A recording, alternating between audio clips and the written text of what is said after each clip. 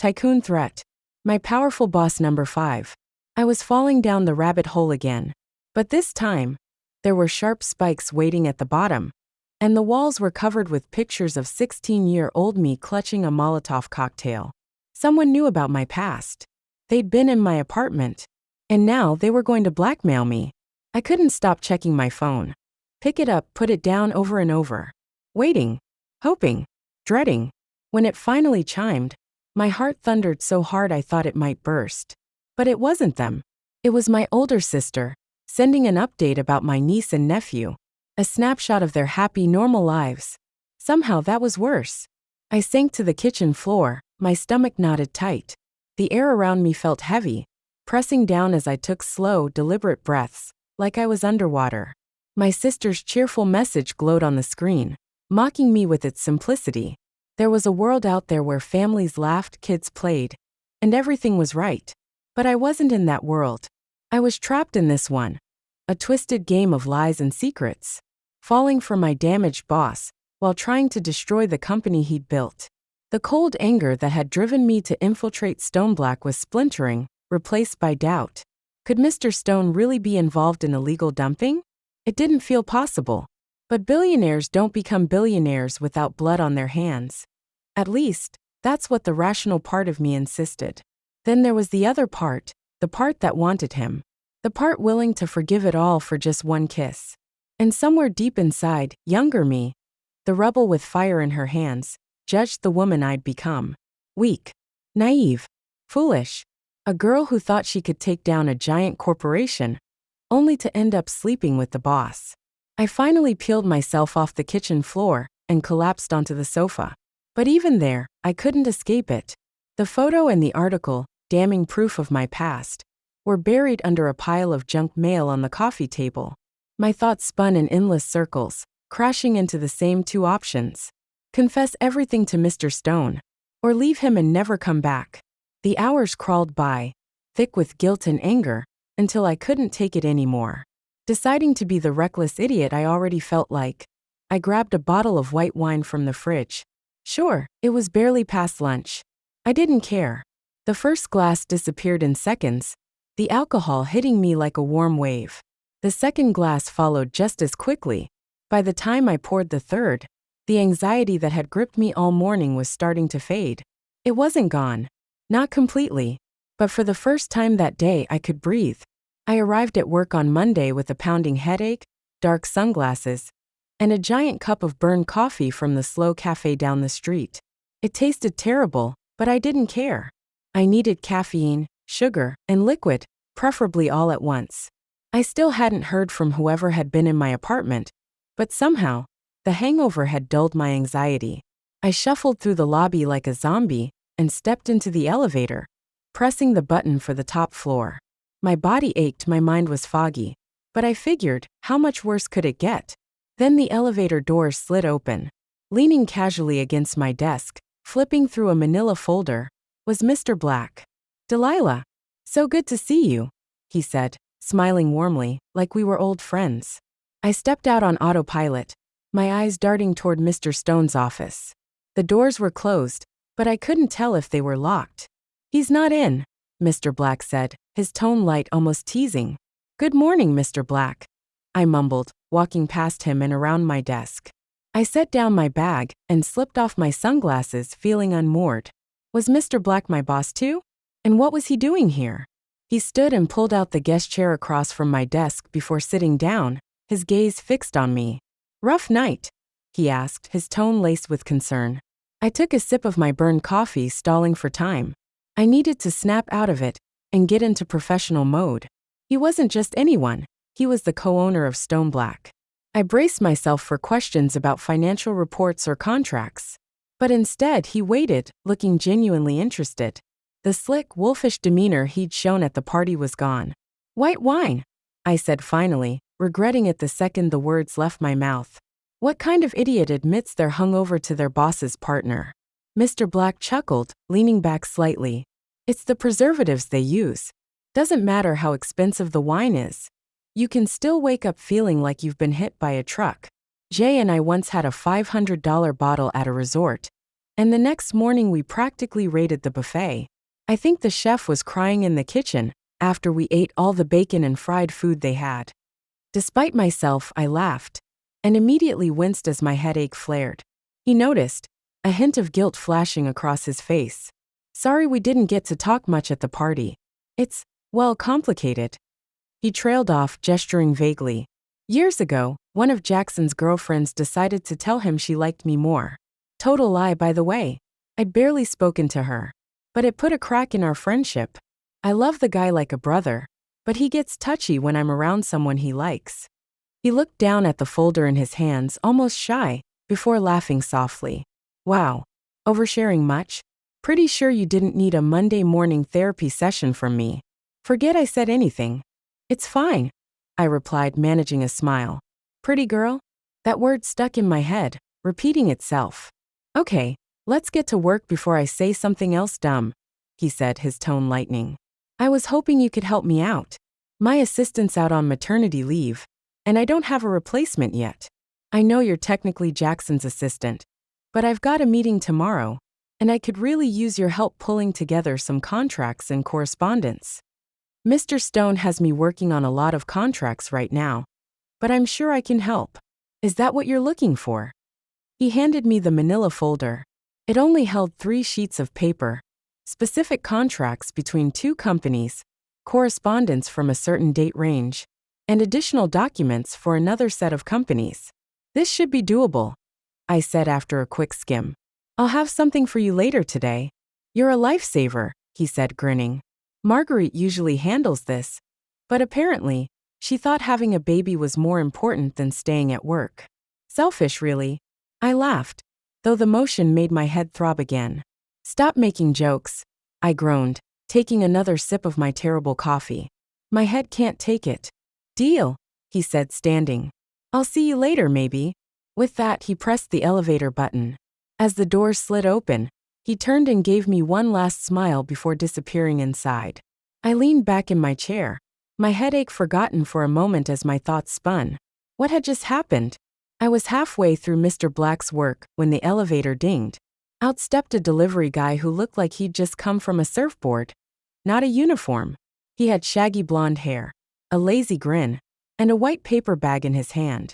One whiff of that bag, and I knew it held something fried, greasy, and likely miraculous. Delivery for Delilah? Ha, that's cool. D for D. Man, nice office, he said, chuckling at his own joke like he'd been up all night. Not working, but chilling on a beach somewhere. He strolled over and handed me the bag. I reached for a tip, but he waved it off. Dude already tipped me big time. Enjoy. And with that, he headed back to the elevator, casually hitting the call button, as though he had all the time in the world. Do you know who ordered this?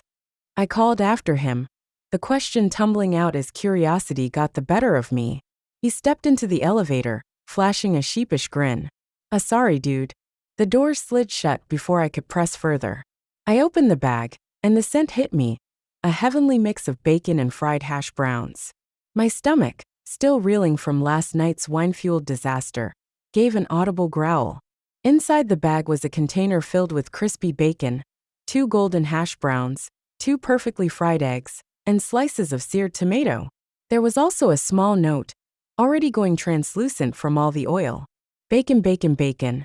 I couldn't help but laugh, the absurdity of the day catching up to me. I picked up a strip of bacon, bit into it, and nearly moaned. It was perfect. Crispy, savory, life-giving bacon. The day had gone from terrible to strange, and now it was deliciously confusing. I polished off the meal in record time, feeling the hangover lift with every bite. By the time I wiped my fingers on the provided napkin and leaned back in my chair, I felt like a new person. Maybe I could tell Mr. Stone about the blackmail.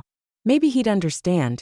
Maybe he'd pull me into his arms and say the past didn't matter before tearing off my clothes in one of those dramatic movie-perfect moments.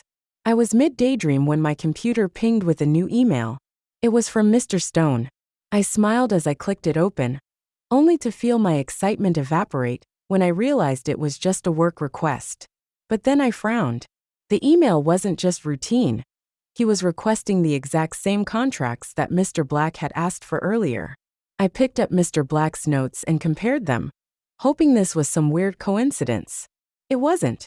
They were identical. Mr. Stone had even added a deadline. 3 p.m. Drop everything else.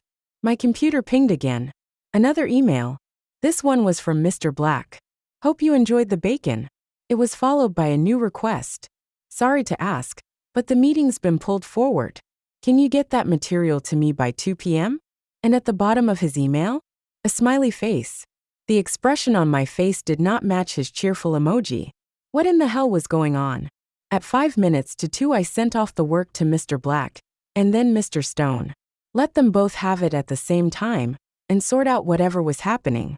I sent it off, and then escaped the office, taking a late lunch, which was really just a snack, because I was still full from the bacon breakfast Mr. Black had sent up. I was sitting in the park, half-heartedly eating a sandwich, and staring at nothing when I felt my phone buzz. It was a message telling me to go to an address a few blocks away. I stopped eating my sandwich as the small amount of appetite I had vanished. The address was still out in public, so I was fairly sure I wasn't going to be kidnapped and taken away forever. I debated not going even as I stood up, and threw my sandwich away. As I walked down the street, I started to get angry. Who the fuck were these people who thought they knew me? Yeah, they had a photo and yeah, that building did burn down, but there was a long way between one thing and the other, and it was circumstantial at best. By the time I reached the address I was fuming, ready to punch, kick, bite or scream at anyone who approached me. All my rage collapsed when a little girl, no more than 5, tugged on my sleeve. She handed me a yellow envelope, smiled at me and then ran off. I stood there with my mouth open as she vanished into the crowd, and by the time I got my thoughts together enough to realize I should have followed her, she was long gone. I opened the envelope and took out the single piece of paper within. You will find and destroy the hard copy of the following documents. The list ran down the page and continued on the other side. At the bottom was a small clipped image of me holding the Molotov next to the instruction to send, I understand again. I scanned through the list seeing some contracts I had already looked up. This was it. They wanted me to destroy hard copies of contracts that already existed in digital form? What was the point? I put the paper back in the envelope and pulled out my phone to type the message. The rest of the day went by at half speed. I still had plenty of work from Mr. Stone to get through, but even when I lost myself in it, I'd come out a moment later. I finally made it to the end and went home, thinking I'd escaped this day without any more problems about 5 seconds before I sat on some gum on the bus. I went up to my apartment and felt my stomach jittering as I walked inside. The violation of my private space made me feel ill. This apartment, as small as it was with its ratty sofa and Halet skeletontique even though it's just old decor, had been my sanctuary. I shook myself out of that loop of thinking again and considered my new problem. The blackmailers wanted me to destroy hard copies of documents. I'd been to the hard copy storage area deep in the levels beneath Stone Black. It took up 2 entire floors, and the truth is that hardly anyone ever went down there. Even Ms. Green, the HR lady who liked to purse her lips, admitted to me in my very short training time with her that no one cared about the archives to the point that there wasn't actually anyone employed to look after them. Access was restricted to certain people, but once you were down there, you could do whatever you wanted, and no one would be the wiser. As I started chopping vegetables for dinner, I resolved to go down to the archives tomorrow, just to have a look. I told myself. I wasn't really going to do what the blackmailers wanted, not even if it was easy, and there was almost no chance of being caught. I was just going to check it out. I wasn't going to destroy anything. I found 3 of the contracts in the archives with no problem at all, and spent a good half-hour reading through them, but I couldn't work out why they needed to be destroyed. They were in regard to licensing some chemical process from another company, as far as I could tell, but written in legalese gibberish. The only thing they really had in common was that they were all signed by Mr. Black. Was that important? I stuffed the contracts in an empty box I found and hid it in a back corner.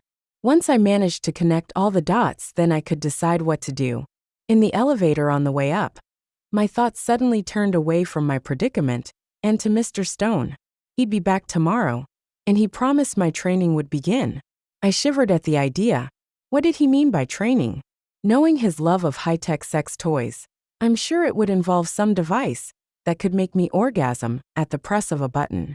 The elevator was fast, but even so, by the time I reached the top floor I was feeling quite hot and bothered. Could I get away with using my Red Bullet at work? Did Mr. Stone have cameras up here outside his office? The doors opened, and I looked straight into Mr. Black's eyes. The devilish grin on my face dropped away to an awkward smile, but not before he raised his eyebrow and smiled back at me. He was leaning against my desk again, browsing through another manila folder. "Here's trouble," he murmured. I stepped out the elevator, suddenly aware of the wet heat between my legs. I knew my cheeks must be red, and my embarrassment wasn't doing much to help that situation. "Mr. Black, good morning, sir," I said, looking mostly at the floor as I walked over to my desk. "No, that's too obvious. Look up." I sat down at my desk and looked up at Mr. Black, who was watching me with a half-smile on his face. He raised his eyebrows at me, and then stepped away from my desk and looked down at the papers in his hand. I turned on my computer and adjusted my skirt. Yes, my body was still hot and bothered, but professional me was pulling it back together. I could even feel the red fading from my face. "This is great work. You really saved my bacon," Mr. Black said, and then laughed to himself. I laughed too, but something seemed off today. Maybe it was me thinking of Mr. Stone, and then finding a different man in front of me. I glanced over at my computer as the emails arrived, and saw one from Mr. Stone. The subject line said tonight, 7 p.m. I opened it with a flutter in my stomach. "I will be home early. Be at my house 7 p.m. tonight. Mia will pick you up." That composure I was talking about broke into pieces. Mr. Stone would be home tonight. I brought my fingers up to my neck and felt the leather band around it. "What do you think?" I refocused. Mr. Black had been talking. Sorry, could you repeat that?" I asked and then waved a hand at the computer. Emails got distracted. He nodded and then frowned down into his paperwork. "I was just saying that you really saved me, and to pay you back I wanted to take you out to dinner tonight. My treat." He said all this to his paperwork, and I suddenly got the impression of a young embarrassed teenager asking someone out on a first date. With that idea came that feeling that girls know well. You have to turn someone down, and you're almost as embarrassed as they are. "I would love to." I lied. "But I can't." He waved away my explanation and stood up suddenly. "Not a problem, some other time. Could you find this for me and have it by tomorrow if possible?" It all came out in one big rush, and he handed me the folder and practically bolted for elevator before I could say anything else. Mercifully, it opened immediately, and the doors closed behind him without me seeing his face again. I picked up the folder and opened it, but I was already lost in thoughts of Mr. Stone and what would happen tonight. It's crazy what sex will do to you. I spent the rest of the day working on the mundane, but unlike yesterday, I didn't keep suddenly thinking about blackmail or the situation I found myself in. All I could think about was Mr. Stone, my master, the one who put the leather collar on me and told me I would obey. I didn't care about the contracts I was meant to find and destroy. I didn't even care someone had been in my apartment. All I wanted was Mr. Stone. I rushed home the moment work was over, and had a shower before dressing in some tight jeans and a top that flattered all that I had. At 6:30 the buzzer rang and Mio called out, "Dear Delilah," over the intercom. I went downstairs to find the black Bentley waiting for me, Mio leaning against it in a black tuxedo looking like a professional killer. We chatted on the way to Mr. Stone's mansion, but even with her bubbly personality, I had trouble keeping my mind on what she was saying. She asked me about work, and I gave some vague response before apologizing and focusing for all of 2 minutes. We arrived at Mr. Stone's mansion, and Mio waved goodbye before giving me a wink. Mr. Henry was waiting by the door. He smiled at me and gave a little bow before opening it for me. "Upstairs and to the right, Ms. Neri," Mr. Henry said. I walked up the stairs, my stomach going from fluttering to leaping up and down. The closer I got to Mr. Stone's dungeon, the worse it got. I had changed into fresh underwear at home, but already they were soaked through with my desire. I turned the corner and walked down the beautiful hallway, although the artworks were somewhat lost on my sex brain. Just as I reached the study where Mr. Stone had fucked me for the first time bent over his sofa, I felt a strong arms wrap around me from behind, one across my collarbone, the other around my waist. "You are here, little slave," said Mr. Stone in my ear. "Yes, sir," I managed to say, even though it felt my whole body was thudding in time with my heart. His fingers trailed up to my neck, and he touched the leather collar before stroking the hollow of my jaw. I closed my eyes and breathed in his scent. I felt his lips brush against my ear before he took hold of the collar and stepped around me. "Come with me, slave," he said. He pulled me along, and I followed obediently. We entered the dungeon, and I felt my eyes become heavy. His effect on me was like I was drugged. I just wanted to fuck him, to serve him, to do whatever he wanted. Even as these thoughts crossed my mind, I felt some fears rising up. Did I have barriers he'd push against, and I'd suddenly find out how far he wanted to go? Would I be able to follow him? Mr. Stone suddenly turned and pulled me towards him. We kissed, and I felt like I'd bitten into an electrical wire at the feeling. His lips against mine, his hands touching me. I looked into his eyes and saw a deep hunger. But it was only for a moment. He broke our kiss and was behind me again. The man was fast and powerful.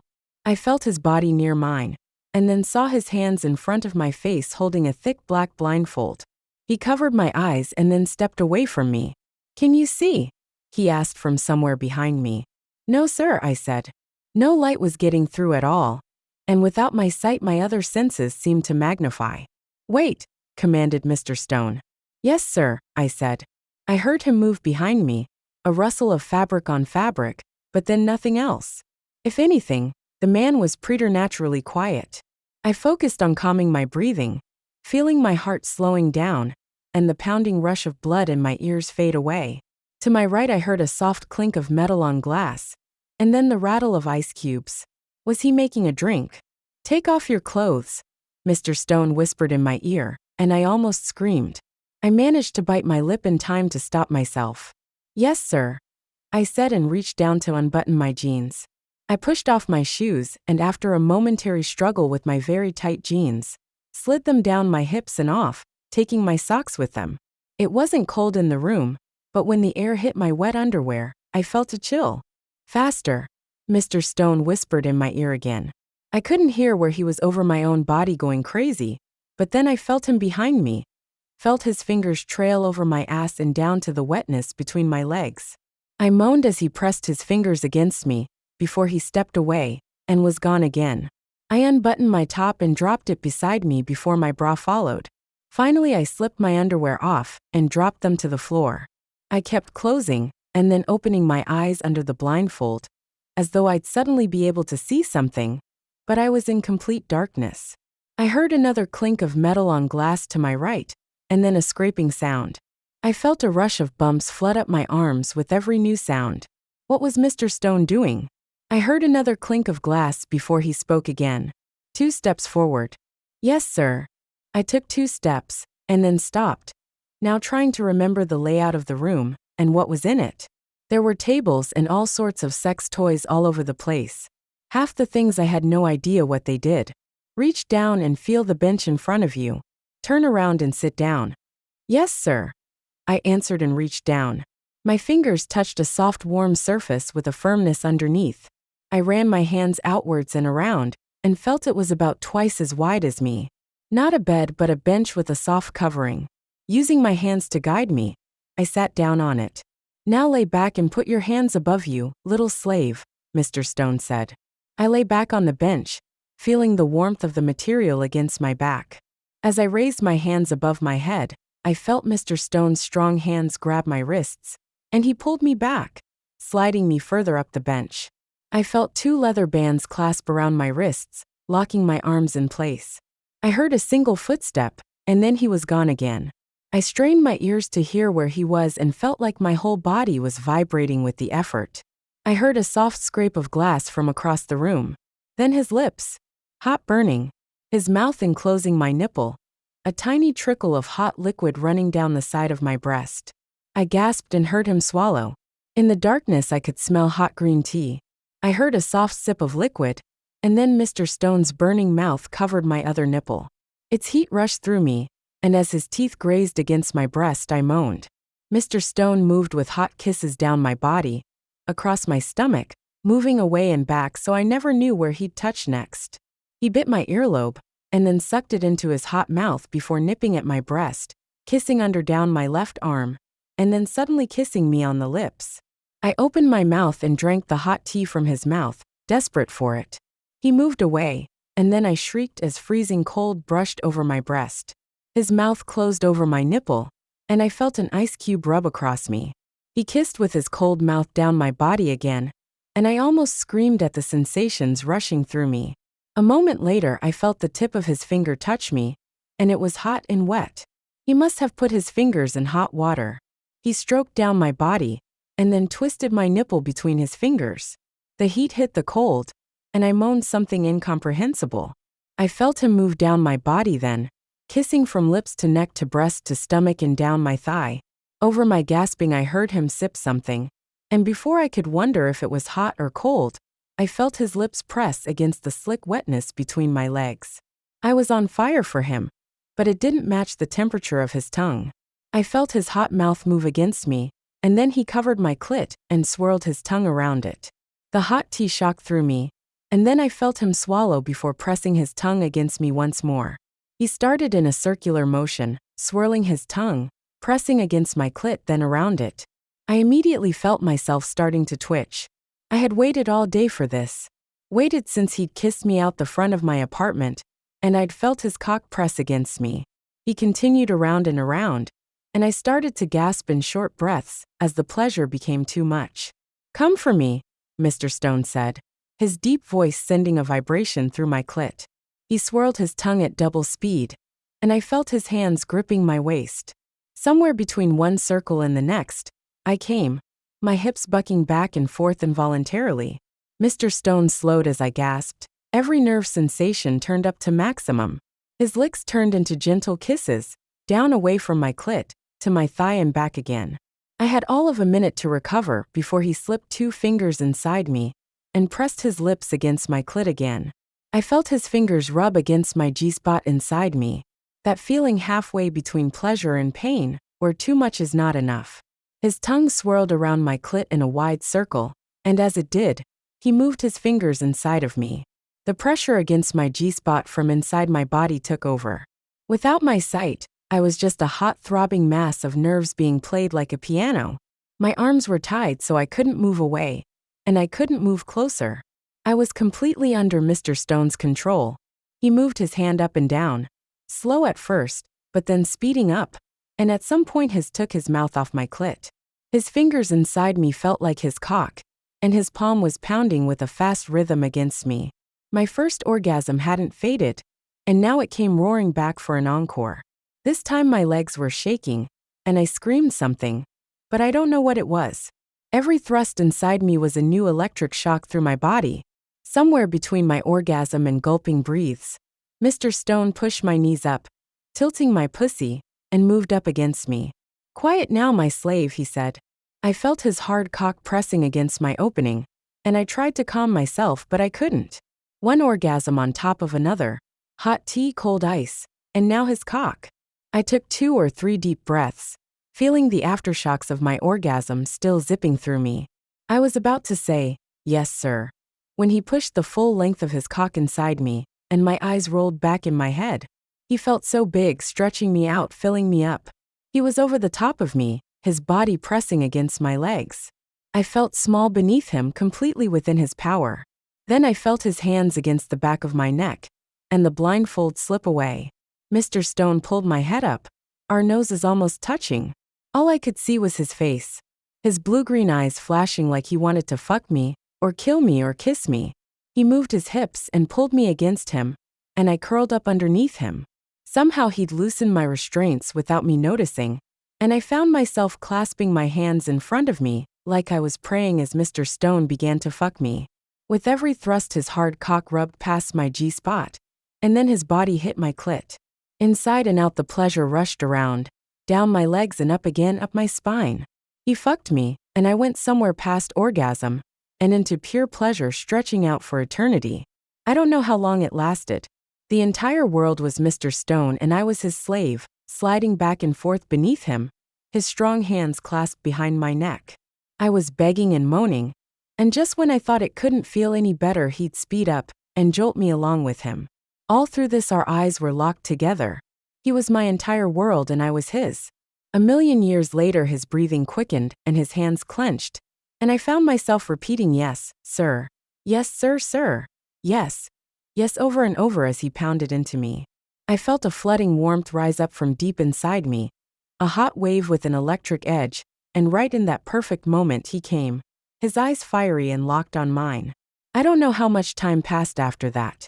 At some point I was in his arms as he carried me, and then we were in a bed, and I was against his chest, hearing the strong beat of his heart. Then sleep overtook me. I awoke some time later, and found myself alone, and the other side of the bed cold. It wasn't Mr. Stone's style to have anything like a digital clock in his room, and so I was disorientated as I fumbled beside the bed to find the lamplight switch. I finally got it, and a warm glow lit up my side of the bed. I was in Mr. Stone's bedroom, and when my eyes finally focused, I saw it was only 11 p.m. according to the clock on the wall. I had no idea how long I was in the dungeon with Mr. Stone, but for some reason I felt like I'd only been asleep for an hour, and that something was wrong. As I slipped out of bed, I heard Mr. Stone's voice from the other side of the mansion. He sounded agitated, something completely out of character for him. Curiosity got the better of me, so I found a robe and crept out of his room and headed towards his voice. As I moved down the corridor, I heard that he was talking to another man. They were in a study at the end of the corridor, and the door was ajar. How close could I get without being seen? I crept down the corridor, and then holding my breath, and trying to be as quiet as possible, stopped in place to listen. These companies inside companies inside companies. What were you thinking? Mr. Stone sounded angry. Oh, like you haven't done that in your time. Jasper Stone. Lewis Systems. I felt a shock of cold as I realized who the other man was. It was Mr. Black. Why was he here at night? In contrast to Mr. Stone, he sounded like he was sneering at him. You know why we did that? You've put the entire company at risk. Their voices dropped, and I strained to hear what they were saying. I heard Mr. Stone say contracts, but I couldn't work out the rest. It's not just hundreds of millions. It's billions, Jackson, and unless the investors can be convinced, then it's over. These shells within shells within shells. Always gambling on the edge, and never realizing that one day you'll lose. Both men went silent, and I got the sudden feeling that I shouldn't be standing in the corridor. At any moment they could wrap up this argument, and I'd have nowhere to go when the door opened. With great speed, and trying to be as silent as possible, I backed down the corridor and around the corner. I heard them start talking again, and caught only 2 more words, but it was like a knife through my heart. Stone Pharma. No sooner than I was back in bed, I heard Mr. Black leave, and soon after, Mr. Stone returned to the bedroom. I had put the robe back and turned off the light, pretending to be asleep. He entered the bedroom and moved across the room, as quiet as he ever was before slipping into the bed. I was about to turn over when his body pressed against mine, and he wrapped his arms around me. His gave me a soft kiss on the back of my neck, and all the anxiety I'd felt from overhearing their argument vanished. I took a deep breath, and in the warmth of his embrace, drifted off to sleep. In the morning I awoke to an empty bed, and another pale golden envelope. Damn you, sir, I said to the ceiling as I realized he'd managed to leave without me waking up again. I rubbed the sleep out of my eyes and opened the envelope. Late start today, my slave. Be at work 11 a.m. to begin your training. There are clothes in the box at the end of the bed. Don't be late. J.S. As soon as I read the time in the note, I checked the clock and saw it was 8:45 a.m. Good thing the boss had given me a late start today, because I was already late otherwise. I had a slow shower and then opened the box to find a black skirt, white shirt and black top, along with stockings and a pair of high heels. It was all very business professional, but a million times better than most of what I owned. The fabrics were beautiful, and it all fit me perfectly. How did Mr. Stone get my measurements? I smiled at myself, as I remembered the number of times he'd seen me naked, and then number of times I'd left in different clothes than I'd arrived in. I guess at some point he may have had the opportunity. After I dressed, I went downstairs where Mr. Stone's chef Nadine was already making me breakfast. She served me up an amazing multicolored omelet that had bright green zucchini, red capsicum, pale yellow squash and red tomato, all surrounded by bright fluffy yellow egg. It was amazing, and I had to hold myself back from making noises like when Mr. Stone and I were together. After breakfast, I went out the front of the mansion where Mr. Henry was waiting with Mio and the shiny black Bentley. This time she was dressed like an English schoolboy, complete with gray vest, blue tie and a pair of black school shoes. She looked like a cast member from Harry Potter. In no time at all we were off and I sat back and watched the city go by. Skyscraper, kids on the sidewalk, coffee guy, Mr. Stone with a mouthful of hot tea, building construction, Mr. Stone with an ice cube, road works, Mr. Stone holding my neck. "We're here," Mio announced and pulled us up out the front of Stone Black. It was about time too. Any longer, and I would have really let my imagination run wild. By the time I'd reached his office, I'd be a panting mess. I waved Mio goodbye, and then went into the bottom floor ladies to cool myself off. It was a good spot for calming down. The room was cool and the lighting muted. I stopped in front of the mirror, remembering myself not that long ago after bumping into Mr. Stone in the lobby. I had only worked here for 3 days. What was it I said back then? Fuck him? I smiled at myself in the mirror, and then looked away as I washed my hands under cool water. So much had happened since then. I had discovered so much about Mr. Stone, his sex dungeon, his love of high-tech sex toys. I dried my hands, and then touched the leather collar around my neck. His desire to own me. But everything was so confusing now. Someone was attempting to blackmail me. Last night I'd overheard Mr. Stone and Mr. Black arguing, and I'm sure they mentioned Stone Pharma. It couldn't be a coincidence.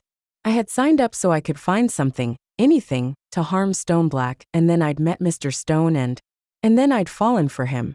I gave myself one final look in the mirror, and then headed out. By the time I reached the elevator, I felt like the leather collar was warming against my neck. When I started to ascend, every floor up with an increase in temperature. No matter my attempts to stay cool and collected, my body seemed determined to heat up the closer I got to Mr. Stone.